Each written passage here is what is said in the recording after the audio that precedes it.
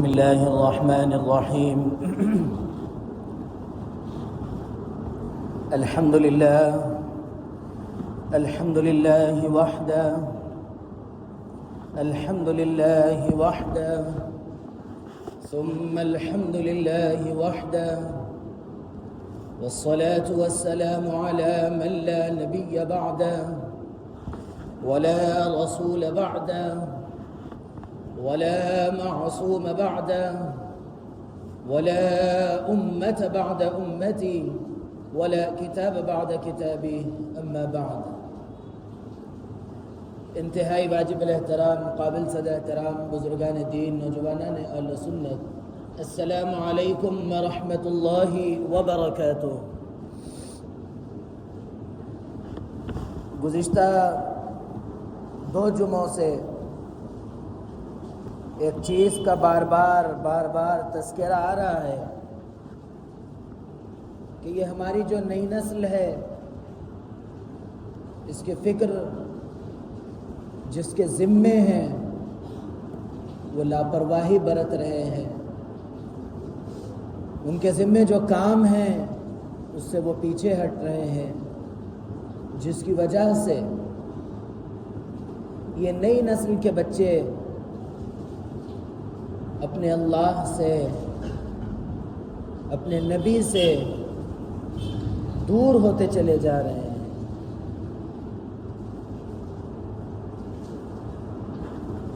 ایسا محسوس ہوتا ہے کہ پہلے زمانے میں آپ لوگ بھی سنے ہوں گے کہ بچیوں کو زندہ دفن کر دیا جاتا تھا، اور یہ ذہن تھا کہ ان کو زندہ رہنے کا حق نہیں ہے. اب آج کے زمانے میں ہر چیز بدل رہی ہے، ہر چیز کے اندر تبدیلیاں آ رہی ہے، تو آج کے ماں باپ اپنے بچوں کے اور بچیوں کے مارنے کا ایک نیا طریقہ اختیار کر لیا. وہ کیا طریقہ اختیار کیا کہ ان کی تربیت سے پہلو تہی کرتے ہیں، جس کی وجہ سے وہ ایسی عادتوں میں پڑ جاتے ہیں کہ وہ دھرتی پہ رہنے کے بجائے ان کا اس دھرتی کے چھوڑ کر اس دھرتی کے نیچے چلے جانا اچھا ہے. آپ دیکھیے کہ یہ جو بچے پنپ رہے ہیں ان سے بے توجہی، ان کی تربیت سے پہلو تہی آج اس بچے کو اتنی گندی عادتوں میں پڑنے کے لیے راستے ہموار کر رہی ہے کہ بچے کی عمر بے انتہا کم ہے اور وہ بچہ ایسی چیزوں کا عادی بن گیا کہ والدین سے سر پیٹنے کے علاوہ اب ان کے پاس کوئی راستہ نہیں ہے. آج زیادہ تر نوجوانوں کا طبقہ نشاور چیزوں کا عادی بن رہا ہے. کون اس کا ذمہ دار ہے؟ آج جب اسکولوں کے اندر جاتے ہیں اور والدین جب ان کے استاذوں سے ملتے ہیں، ٹیچر ہو یا سر ہو، تو سب سے زیادہ شکایت والدین ان اساتذہ سے کیا کرتے ہیں کہ ہمارا بچہ جب گھر آتا ہے تو نہ اس کو ڈریس بدلنے کا احساس ہے، نہ اس کو کھانے پینے کی طرف کوئی دلچسپی ہے. اس کو فون ہونا ہے اور وہ ایک کونے میں بیٹھا ہے، کتنا وقت گزر رہا ہے، نہ اس کو کوئی احساس ہے، نہ اس کو اس چیز کے سلسلے میں کوئی ذہن میں بھی کوئی بات آتی ہے کہ مجھے کپڑا بدلنا ہے، مجھے کھانا کھانا ہے، وقت ہو گیا، نماز کو جانا ہے. کسی چیز کا احساس نہیں. بچہ آج آ کر اس ڈگر پر اگر کھڑا ہوا، کون اس کا ذمہ دار ہوگا؟ تو والدین نے زندہ دفن کرنے کے بجائے زندہ لاش بنانے کا آج کردار ادا کیا ہے. اگر یہ والدین ان بچوں کی فکر کرتے، ان کی دینی تربیت کی فکر کرتے، تو آج یہ بچے ایسے کھڑے نہ ہوتے. آج عموماً آپ لوگ مجھ سے زیادہ واقف ہوں گے کہ ملک کے اندر یا کسی بھی علاقے کے اندر جو قتل کی وارداتیں ہوتی ہیں اس کی وجہ کیا بنتی ہے؟ عموماً جو اس کی وجہ بنتی ہے وہ یہ ہے کہ معاشی طور پر جب کمزور ہو جاتے ہیں اس ملک کے یا اس علاقے کے اندر، تو پھر وہ چند روپیوں اور چند پیسوں کے لیے ایک دوسرے کو مارنے کے لیے تیار ہو جاتے ہیں۔ لیکن آج کے دور میں وہ چیز کے ساتھ ساتھ ایک اور چیز کا اضافہ ہو گیا، وہ یہ ہوا کہ نشے کے اندر دھت ہے، کیا کر رہا ہے احساس نہیں ہے، کس کی جان لے رہا ہے اس کا احساس نہیں ہے۔ آپ گزشتہ دنوں کے قتل کی وارداتیں دیکھیے، چاہے وہ سکندرآباد کی طرف کے علاقوں کے دیکھیے یا نورخہ بازار کی طرف کے جو علاقے کے اندر جو قتل کی وارداتیں ہوئی دیکھیے، کہ نشے سے دھت لوگوں نے اس پر وہ اقدام کیا ہے۔ آدمی مر جاتا ہے، مرنا بہت آسان ہے، مرنا کوئی مشکل نہیں اور مرنا ایک ہی بار ہے، لیکن مرنے کے بعد جو ان کی چھوڑی ہوئی اولاد ہے، ان کے دل پہ جو زندگی بھر زخم پڑتا رہتا ہے، اس کا کون بھرپائی کرے گا، اس کو کون پورا کرے گا؟ کیا آج ہمارے مسلمانوں کے اندر یہ چیز نہیں ہے کہ اگر کوئی شخص بلا وجہ کسی ایک انسان کا قتل کرتا ہے تو گویا وہ ساری انسانیت کا قتل کرتا ہے؟ یہ دل میں یہ بات پیدا نہیں ہو رہی، کیوں؟ ہوش میں ہی نہیں ہے۔ آج ان کے والدین نے ان کی تربیت سے پہلو تہی کی اور یہ اولاد تیار ہوئی، اور ایسے ہی قاتلوں کی، ایسے ہی شرابیوں کی، ایسے ہی نشہ آور چیزوں کے استعمال کرنے والوں کی اولاد بھی اسی طرح کی بدماش، عیار اور قاتل زانی تیار ہوگی۔ اگر ہم یہ چاہتے ہیں کہ اپنی اولاد کو درست رکھے، اپنی اولاد کی صحیح تربیت کرے، تو ہم پر سب سے پہلی یہ ذمہ داری عائد ہوتی ہے کہ ہم اپنے آپ کو سدھاریں، کہ ہم زندگی کے کس موڑ پر کھڑے ہیں، ہم رات میں گھر کو کس وقت پہنچتے ہیں، ہمارے دوست احباب کس طرح کی گفتگو ہم سے کرتے ہیں۔ لوگ سمجھتے ہیں کہ دوستانے میں کچھ بھی چل جاتا، نہیں چلتا، بچوں پہ اس کا اثر پڑتا اور بچے وہی چیز کرنے جاتے۔ اس لیے بچوں کے سامنے آپ جو ہے اپنے بڑوں سے سنا ہوگا کہ جب بچے ایک دم چھوٹے کم عمر رہتے ہیں، 2 سال 3 سال 4 سال، تو جب قربانی ہوتی ہے تو ان کو دور رکھتے، کیوں؟ یہ بچے دیکھا دیکھی کہیں گھر میں کریں گے، وہاں یہ چیز کا خیال کرتے۔ لیکن جہاں آپ اپنے وقت کا ضیاع کرتے ہیں، غلط عادتوں میں ملوث ہو کر آپ اپنے دن اور رات گزارتے ہیں، وہاں آپ کو یہ خیال نہیں آتا کہ بچے دیکھیں گے تو وہ اپنے اندر پیدا کریں گے، کون اس کا ذمہ دار ہوگا؟ تو بہرحال آج کے والدین نے اپنا ایک نیا طریقہ اختیار کر لیا اپنے بچوں کو مار دینے کا، اور پھر یہ بات بار بار ہمارے سامنے آ رہی ہے اور آتی رہے گی کہ آج مسجدوں کا اضافہ ہو رہا ہے۔ جیسا گزشتہ دنوں یہ بات آئی تھی کہ ہندوستان کی تاریخ میں 92 کے بعد سے جتنی مسجدوں کا اضافہ ہوا، شاید اس سے پہلے کبھی نہ ہوا ہو۔ بابری مسجد کی شہادت کے بعد مسجدیں بڑھ گئی، محلہ گلی مسجد ہو گئی، اور بظاہر مسجدوں کے اندر مصلی بھی نظر آتے ہیں، لیکن ایک بات یہ بھی یاد رکھیے کہ آج مسلمانوں کی یہ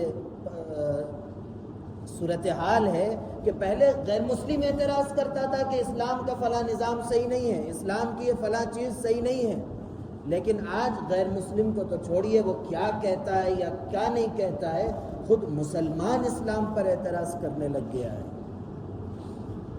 ایک صاحب وکیل بنے، ان سے سوال کیا گیا کہ اگر کل آپ سے یہ سوال ہو کہ اسلام کے اندر مرد کو طلاق کا حق کیوں نہیں، وہ عورت کو طلاق کا حق کیوں نہیں دیا گیا، آپ اس کا جواب کیا دیں گے؟ معلوم ہے اس وکیل نے کیا کہا؟ اس وکیل نے فوراً پلٹ کر کہا، ہاں اسلام نے تو یہ عورتوں پر ظلم کیا ہے۔ آج جب یہ لفظ اس کے منہ سے نکل گیا، اس کا ایمان باقی رہا؟ اسی ملک کا واقعہ، ایک شرابی تھا، شراب کے نشے میں دھت تھا، لیکن اس کے دل میں عشق نبوی زندہ تھی۔ اخبار کے اندر جب اس نے پڑھا کہ اس ملک کے اندر جناب نبی کریم علیہ الصلاۃ والسلام کی گستاخی کی گئی، تو وہ اپنے آپ کو مار لیا۔ وہ یہ سوچا کہ اب اس دھرتی پہ رہنے کا حق نہیں ہے جہاں پر رسول اللہ صلی اللہ علیہ وسلم کے خلاف کچھ کہا جائے اور میں اس دھرتی پہ زندہ رہوں، مجھے حق نہیں ہے۔ وہ اپنے نشے میں سوچ لیا، حالانکہ اس کی سوچ صحیح ہے یا غلط ہے وہ دوسری بات ہے، لیکن اس کے اندر عشق نبوی زندہ تھا۔ آج آپ سے میں ایک سوال کرتا ہوں کہ جناب نبی کریم علیہ السلام کی ایک حدیث ہے کہ اس وقت تک اللہ کے نبی سے محبت کا حق ادا نہیں ہو سکتا جب تک کہ آدمی اپنے بیوی بچوں، اپنی مال و دولت، اپنی ہر چیز کو اللہ کے نبی کے آگے قربان نہ کر دے۔ سب سے بڑھ کے اگر محبت کسی کی ہونا چاہیے ہمارے دل میں تو وہ اللہ کے نبی علیہ السلام کی ہونا چاہیے، اور آپ کی محبت کے آگے ہماری خواہشات، ہمارے بچوں کی خواہشات، ہمارے رشتہ داروں کی خواہشات، ہمارے اعزاء و اقارب، ہمارے والدین کی خواہشات، سب کی سب قربان ہو جانا چاہیے جناب نبی کریم علیہ السلام کی خواہش کے آگے۔ اب آپ اپنے دل سے یہ سوال کیجئے کہ آپ کی کتنی چیزیں اللہ کے نبی علیہ السلام کی محبت میں قربان ہوتی ہے۔ بچہ کم عمر ہوتا ہے، ابھی وہ شعور کا زمانہ پکڑتا ہے، یہ وہ بدنصیب والدین جو اپنی اولاد کو بگاڑ کے پہلی سیڑھی پر ڈالتے ہیں، وہ لوگ لا کر کیک کاٹتے ہیں، بچے کی سالگرہ کا موقع ہے، فلاں ہے فلاں ہے۔ یہ بچہ جب اپنی آنکھ کھولے گا اور یہ چیز دیکھے گا تو کل کے دن اس کی زندگی کے اندر کیا ایک چیز یہ نہیں آ جائے گی اور یہ کیا نہیں سمجھے گا کہ یہ میری زندگی کا لازمی حصہ ہے۔ اور آگے بڑھ کے سنیے، جب یہ موقع آتا ہے کس چیز کا؟ سالگرہ کا موقع آتا ہے، تو ایسے بھی واقعات میرے سامنے ہیں، میں اپنی آنکھ سے دیکھا ہوں، سنی سنائی نہیں بیان کر رہا ہوں۔ یہ ماں باپ اپنی اولاد کی سالگرہ کے موقع پر اس کی خواہش پوری کرنے لگے ہیں، اور کہاں پہنچے معلوم؟ KFC کے پاس پہنچے، میکڈونلڈس کو پہنچے، ڈومینوز پہنچے، پیزا ہٹ پہنچے۔ آج بچے کا 1 سال جب پورا ہوا، یہ دیکھتے کہ اس نے کتنا قرآن سیکھا، یہ دیکھتے کہ اس نے کتنے نمازیں سال بھر پڑھی، یہ دیکھتے کہ اس کی تربیت کے انداز کتنے بدلے، اس کے بجائے اس کو لے جا کر حرام کھلا رہے ہیں۔ اور یہی اولاد کل کے دن جب ماں باپ کی باغی بنے گی، اس وقت روتے تل ملاتے پھریں گے، اس وقت یہی والدین عاملوں کے چکر کاٹیں گے، یہی والدین در در کی ٹھوکریں کھاتے پھریں گے، میرا بچہ ایسا، میرا بچہ ویسا، میرا بچہ یہ کر لیا، میرا بچہ وہ کر لیا۔ جس وقت تمہارے ہاتھ میں تربیت کی اس وقت تم کیا کرے؟ یہ وہ بد کرداری ادا کرے جس کی وجہ سے آج بچہ اس ڈگر پر آ کر کھڑا ہو گیا، رونے کے سوا تمہارے پاس کچھ نہیں ہے۔ کیا بچوں کی خواہشات کو حرام چیز پورا کرنے کو خواہش پورا کرنا بولتے ہیں؟ آپ اس بچے کا ذہن کیوں نہیں بنائے کہ دیکھ بیٹا یہ حرام ہے، یہ نہیں کھایا جاتا، لیکن آپ کیا کریں؟ اس کو خود لے جا کے، خود اپنی نگرانی میں، خود اپنے پیسے سے اس کو بٹھا کے کھلا رہے اور اس کے اندر بیٹھ کے مزے لے رہے۔ غلط راستہ نہیں اختیار کرے گا، چاہے وہ بچی ہو یا بچہ ہو۔ جب حرام پیٹ میں جاتا ہے تو سب سے پہلے اس کا اثر انسانی زندگی پر یہ پڑتا ہے کہ اس کے اندر سے اللہ کی محبت اور جناب نبی کریم علیہ السلام سے عقیدت ختم ہو جاتی ہے، اسلام کے اصولوں پر عمل اس کی زندگی سے ختم ہو جاتا۔ اور آج جو ہو رہا ہے اس کی وجہ صرف اور صرف یہی ایک ہے کہ حرام پیٹ میں جا رہا۔ آج بہت کم ایسے خوش نصیب والدین ہوں گے جو یہ کھل کے کہہ سکتے ہیں کہ میری اولاد وہ ہے جس کو میں جب چاہے ڈانٹ سکتا ہوں، جب چاہے غصہ کر سکتا ہوں، وہ برا نہیں مانتا۔ ایسے بہت کم والدین ہوں گے، شاید کہ اس محفل کے اندر انگلیوں پر گنے جانے ہوتے ہوں گے۔ حالانکہ یہ ماں باپ کا مقام اللہ کے نبی علیہ السلام نے یہ بتایا کہ یہ وہ ہیں کہ ان کے آگے اگر انہوں نے کوئی حکم دیا، یہاں تک بھی بات آتی ہے کہ تم نے ایک بڑا عالیشان گھر بنایا اور والدین نے یہ کہا کہ تم اس گھر سے نکل جاؤ، تو اس بیٹے پر یہ ذمہ داری عائد ہوتی ہے اور یہ ضروری ہوگا کہ وہ اسی وقت اس گھر کو چھوڑے اور دوسرا گھر اختیار کرے۔ یہ والدین کا مقام تاج اولاد کیسی ہو گئی؟ ماں باپ تڑپ رہے ہیں، آنسو بہا رہے ہیں. ہم بہت سارے ایسے والدین، کیونکہ ہم بچوں کے بیچ رہتے ہیں، بچوں کے والدین سے ہماری ملاقاتیں رہتی ہے، تو ہم جانتے ہیں کہ ماں باپ آ کے بچوں کو لے کے روتے ہیں، اور بچہ ہے کہ ماں باپ کے بارے میں اعتراضات کرتا ہے کہ ہمارے باپ ہمارے واسطے یہ نہیں کرے، وہ نہیں کرے، ایسا نہیں کرے. خواہشات بچپن میں تم نے عادی بنایا، آج جب ان کی عمر بڑی ہوئی، ان کی تھوڑی بھی خواہش کمی ہوتی ہے تو باپ اس کو دشمن لگتا ہے، اس کا باپ اس کو محسن نہیں لگتا. کیوں؟ ہم نے جب اس کی تربیت کا موقع تھا، جب تربیت کا موقع ملا، اس وقت ہم نے اس کی تربیت نہیں کی اور اس کو اس مقام پر آ کے آج کھڑا کیا کہ آج اس کے لیے نہ ماں باپ کی کوئی اہمیت ہے، نہ قرآن حدیث کی کوئی اہمیت ہے، نہ اللہ رسول سے اس کا کوئی تعلق ہے. آج صورتحال یہی ہے. آپ خود دیکھیے گھروں کے اندر اس کو کسی چیز سے کوئی تعلق نہیں. وہ گناہ کر رہا ہے، اگر کوئی اس کو کسی گناہ سے روکتا ہے، مثال کے طور پہ کوئی اگر بچہ فلم بینی کا عادی ہو گیا، اس کو اگر بچے اس کے ماں باپ اس کو روکتے ہیں کہ بھائی دیکھ یہ غلط چیز ہے تو مت دے، تو اس وقت اس کو اس کے ماں باپ دقیانوس لگتے ہیں، کم نظر لگتے ہیں، پرانے زمانے کے لوگ لگتے ہیں.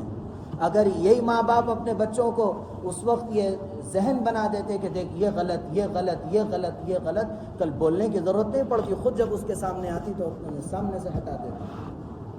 ماں باپ ہوش کے ناخن لیں، بچوں کی تربیت کی فکر کرے. یہ موقع ہے کہ بچوں کی چھٹیاں ہیں، بچے خالی ہیں، ان کو بیکار کاموں میں لگانے کے بجائے خالی صبح سو رہی، دوپہر میں اٹھ رہی، پھر اس کے بعد ایسے ویسے باہر نکلے اور اپنی زندگی پوری کر لے رہی، اس سے بچائے اور اپنے ان بچوں کی فکر کرے کہ وہ صبح اللہ کا کلام سیکھنے کے لیے وہ اللہ کے گھر جائے. اور یہ بات یاد رکھیے، یہ جو نظام ہم نے بنائے رکھا ہے کہ گھروں کے اندر استاذ آ رہے ہیں، پڑھا رہے ہیں، جا رہے ہیں، بچے کے اندر قرآن کی اہمیت اس سے ختم ہو جاتی کہ وہ اسکول پڑھنے کے لیے تو وہ چل کے جاتا ہے، تیار ہو کے جاتا ہے، اور جب قرآن کا موقع آتا ہے تو وہ آن لائن گھر کے پڑھ رہا ہے یا استاذ گھر کو آ کے پڑھا نہیں، تو اس کے دل سے قرآن کی اہمیت ختم ہو جاتی. اس کے بعد جب قرآن کا کوئی حکم اس کے سامنے آتا تو وہ اسی نظر سے اس کو دیکھتا ہے جس نظر سے ہم نے گھر کو آ کر پڑھانے والے مولوی کو جس نظر سے دیکھتا ہے. اس لیے اس کی فکر کرے، ہوش کے ناخن لے، اللہ کے گھر سے اپنے بچوں کو جوڑے. اگر یہ بچے آج اللہ کے گھر سے نہیں جڑیں گے تو کل کے دن نہ ان کا ایمان محفوظ رہے گا، نہ یہ لوگ اب جناب نبی کریم علیہ الصلاۃ کی تعلیمات پر نہ عمل پیرا ہوں گے. اس لیے فکر کرے، کوشش کرے اپنے بچوں کے لیے. ہم فکر کرنا ہم پر لازم و ضروری ہے. اگر کل ہم نہیں کریں گے تو یہ بچے ہمارے لیے جہنم میں لے جانے کا سبب بنیں گے. اللہ رب العزت ہم سب کو صحیح عقل نصیب فرمائے، بچوں کی تربیت کے سلسلے میں صحیح فہم نصیب فرمائے. اللہ رب العزت میرے کہنے اور آپ کے سننے کو بے انتہا قبول فرمائے. اللہ رب العزت میرے کہنے اور آپ کے سننے کو قبول فرمائے. اللہ رب العزت کہنے، سننے، لکھنے، پڑھنے سے زیادہ عمل کی توفیق عطا فرمائے. عمل کی باتوں پر عمل کرنے، بچنے کی باتوں سے بچنے اور عقیدے کی باتوں پر عقیدہ رکھنے کی توفیق عطا فرمائے. آمین. وآخر دعوانا ان الحمد للہ رب العالمین.